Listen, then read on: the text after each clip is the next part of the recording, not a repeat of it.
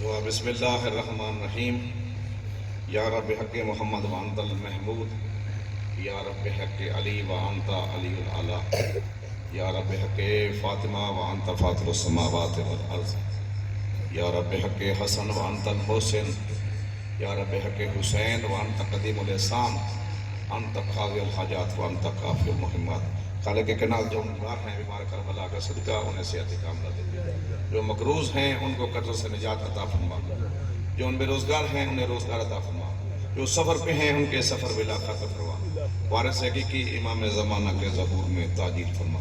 صلوات بآواز بلند صلوات۔ اللہم صلی علی محمد وآل محمد۔ اعوذ باللہ من الشیطان اللعین الرجیم، بسم اللہ الرحمن الرحیم۔ الحمدللہ رب العالمین والصلاة والسلام علی النبی الامی المکی المدنی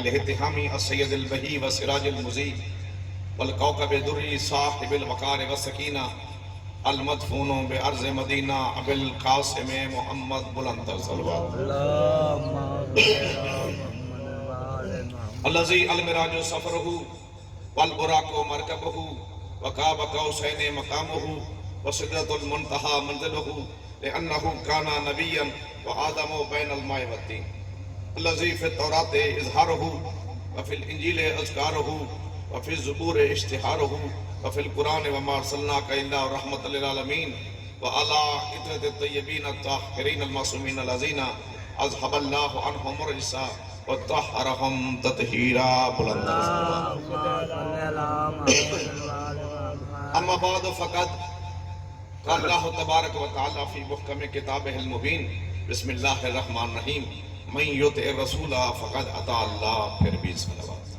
اللہم صلی علی محمد وآل محمد۔ اللہ کہہ رہا ہے اپنے حبیب سے، اپنے محبوب سے، اے میرا محبوب، اے میرا حبیب، اے وجہ تخلیق کائنات، اے عالمین کی رحمت، اے مزمل مدثر طٰہٰ یاسین، میری عبادت کا معیار تو ہے، تیری تعظیم کا معیار میں اللہ ہوں۔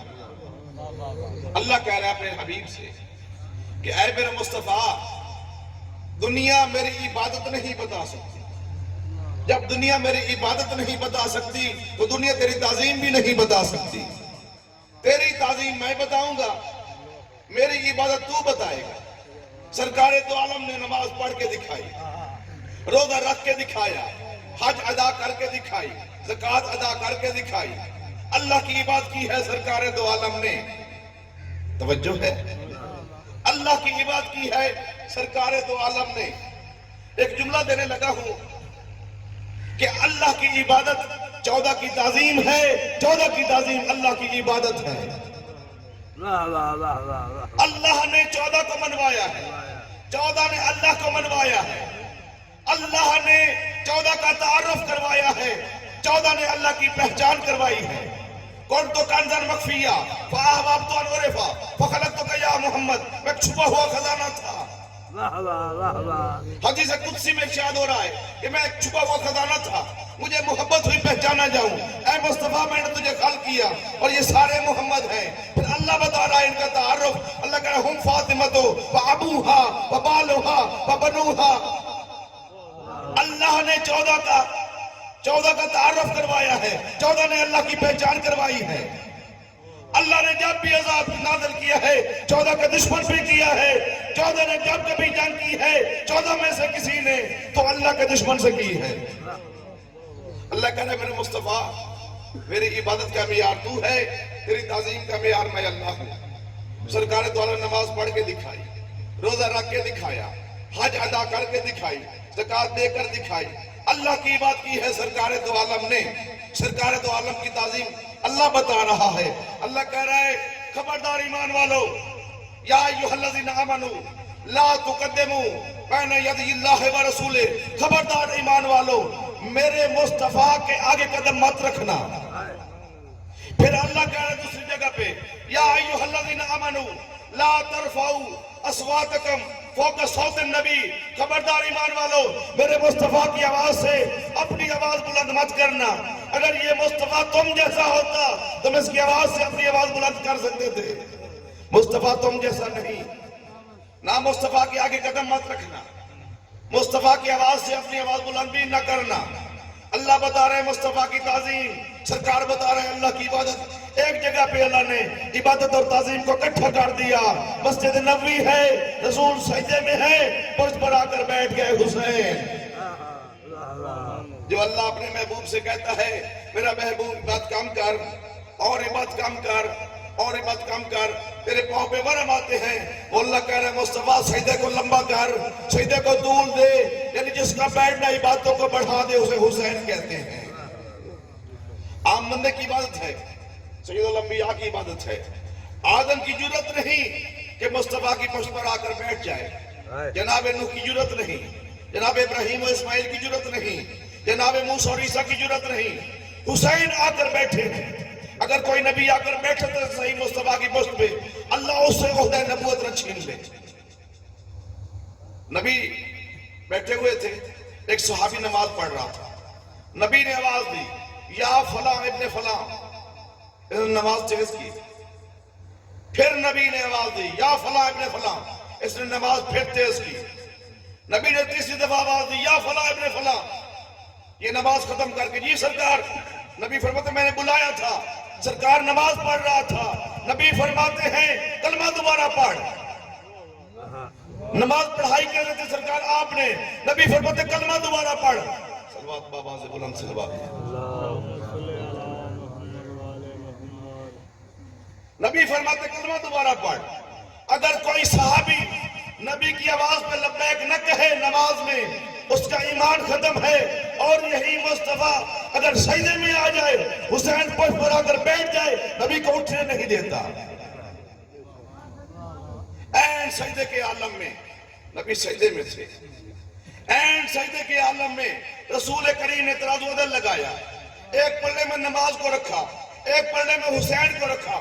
رسول نے سجدے میں تولا وزنی کون ہے، اور رسول کا سر سجدے سے نہ اٹھانا اس بات کی دلیل ہو گیا. اتنا وزن تھا حسین کا کہ رسول کا سر سجدے سے نہ اٹھ سکا. اور پڑھنے والے کافی حضرات موجود ہیں. میں نے اپنے ٹائم کے اندر ہی ختم کرنا ہے. وقت ہوتا پورا موضوع سناتا، لیکن چونکہ وقت نہیں ہے. اور یہی حسین کربلا کے میدان میں حسین نے آپ پر مجھے یاد کیا ہے. حسین فرماتے ہیں میرے چاہنے والوں، جب کبھی ٹھنڈا پانی پینا تو میری پیاس کو یاد کرنا، اور جب کسی بے گناہ مقتول کا تذکرہ سننا تو میرے اوپر ہائے ہائے کر کے رونا. اور میں مصطفیٰ کا وہ نواسہ ہوں جو بغیر جرم و خطا کے ذبح کیا گیا. اور حسین فرماتے ہیں قتل کے بعد ان ظالموں نے مجھے گھوڑے کے سموں میں لگے ہوئے لہو سے سحق کر دیا. سحق جانتے ہیں کسے کہتے ہیں؟ میرے استاد محترم سرکار نسیم عباس قبلہ فرمایا کرتے تھے کہ جب کوئی حکیم کسی چیز کو کھرل میں ڈال کر پاؤڈر بناتا ہے اسے کہتے ہیں سحق کرنا. اور حسین فرماتے ہیں مجھے ان ظالموں نے ایسے سحق کیا مجھے سگی بہن نہ پہچان سکی. اور لاشے پہ کھڑے ہو کے پوچھتے آندا کی میرا بھائی حسین تو ہے؟ جبریل کے بروں پہ سونے والا حسین تو ہے؟ چکیاں پیسنے والی ماں کا بیٹا حسین تو ہے؟ جس کا جبریل جھولا جھولاتا تھا وہ حسین تو ہے؟ بی بی کی آواز آئی حسین. پوری کائنات بھول جاتی ہے بچپن کے واقعات، مگر بہنوں کو نہیں بھولتے. آج مجھے وہ دن یاد ہے جب ماں نے تیرے لیے جنت سے عید کا جوڑا منگوایا تھا. حسین میں اسی زہرا کی بیٹی ہوں، میری زبان میں ماں والا اثر بھی موجود ہے. حسین وہ جنت بھی موجود ہے، وہ درزی موجود ہے. اگر تو اجازت دے تیرے لیے کربلا کے میدان میں جنت سے کفن منگوا لوں. حسین کی آواز آئی بہن تکلیف نہ کر، جن ظالموں نے انگوٹھی کے لالچ میں میری انگلی نہیں نہ چھوڑی وہ کربلا کے میدان میں جنت کا کفن نہیں چھوڑیں گے. بی بی کی آواز آئی حسین تجھے بے کفن چھوڑے جا رہی ہوں، مگر بہن کا وعدہ سن لے تیری بے کفنی کا اتنا پرچار کروں گی کہ ہر مرنے والا کربلا کا کفن مانگے گا. آج جب کوئی کربلا جاتا ہے آپ اس سے یہی خواہش کرتے ہیں میرے لیے کربلا کا کفن لانا. وَسَيَعْلَمُ الَّذِينَ ظَلَمُوا أَيَّ مُنْقَلِبٍ يَنْقَلِبُونَ.